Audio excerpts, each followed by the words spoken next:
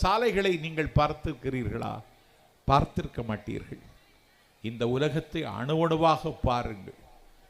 இந்த உலகத்தை ரசியுங்கள். தான் சார்ந்திருக்கிற சமூகத்திற்கு இந்த உலகத்தில் நாம் என்ன செய்ய முடியும் என்பதை யோசியுங்கள்.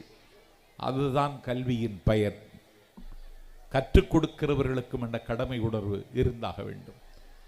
நான் பெற்றோர்களுக்கு ஒன்றை சொல்லுகிறேன். குழந்தைகளோடு உங்கள் நேரத்தை செலவிடுங்கள். குழந்தைகளை விட மோசமானவர்களாக பெற்றோர்கள் இருக்கிறார்கள். அதுதான் இப்பொழுது இந்த சமூகத்திற்கே பெரிய ஆபத்து.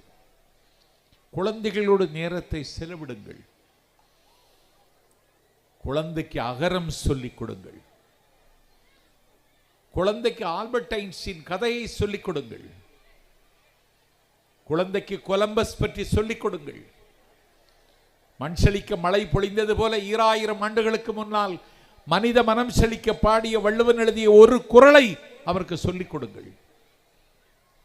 விந்தை புரிந்த விஞ்ஞானிகளின் பெயரை சொல்லிக் கொடுங்கள். இந்த உலகத்தை தலைகீழாக புரட்டி போட்ட புரட்சியை பற்றி அவருக்கு பாடம் எடுங்கள்.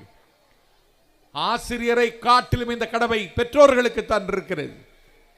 சத்ரபதி சிவாஜியினுடைய காலத்தில் என் பெருமைக்குரிய பெற்றோர்களே, அந்த நாட்களில் சத்ரபதி சிவாஜி, இன்றைக்கு அவனை எல்லோரும் உச்சரிக்கிறார்கள். அந்த சத்ரபதி சிவாஜி இடத்தில் பெற்ற தாய் ஜீஜாபாய் சதுரங்கம் விளையாடலாமா என்று கேட்டாள். அவன் வேண்டாம், நான் விளையாட விரும்பவில்லை என்றான் சிவாஜி. டேய், நீ சத்திரிய குலத்தில் பிறந்தவன், ஏன் சதுரங்க விளையாட மறுக்கிறாய்? வா விளையாடுவோம் என்று தாயும் மகனும் விளையாடினார்கள். தாய் அப்பொழுது ஒரு நிபந்தனை போட்டாள் மகனிடத்தில். நான் தோற்று போனால் நீ சொல்வதை நான் கேட்பேன், நீ தோற்று போனால் நான் சொல்வதை நீ கேட்க வேண்டும் என்றான். தாயும் மகனும் விளையாடினார்கள்.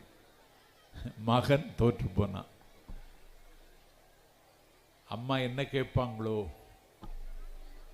அப்படின்னு சொல்லி மகன் சிவாஜி தடுமாறுகிறான். அம்மா என்ன கேட்டுருவா, என்ன கேட்பாளோ? ஜோசல் காசில் போய் நெக்லஸ் வாங்கலான்னு கேட்டுருவாளோ? அம்மா என்ன கேட்பாங்களோ? சென்னை சில்க்ஸில் போய் சாரி எடுக்கணும்னு சொல்லிடுவாங்களோ? அம்மா என்ன கேட்பாங்களோ? குற்றாலத்துக்கு என்ன கூட்டிட்டு போடான்னு சொல்லிடுவாங்களோன்னு அவன் தடுமாறுறான் சிவாஜி. பெற்ற தாய் சொன்னாள் மகனிடத்தில், அதோ பார், அண்ணாந்து பார், உச்சியை பார், அந்த கோட்டையை